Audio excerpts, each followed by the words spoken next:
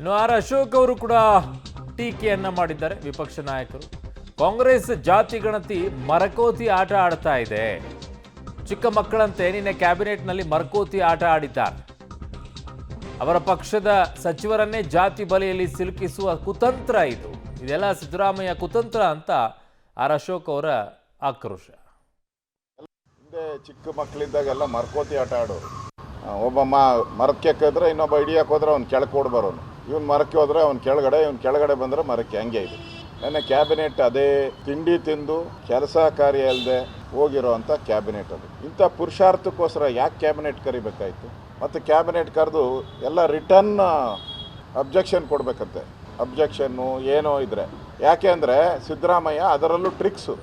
ನಾಳೆ D K Shivakumar ಕೊಟ್ಟರು ಅಂತ ಇಟ್ಕೊಳ್ಳಿ ಒಕ್ಕಲಿಗರ ಪರವಾಗಿ, ಅದನ್ನು ಜಗಜ್ಜಾಹಿರಾತ ಮಾಡೋದು.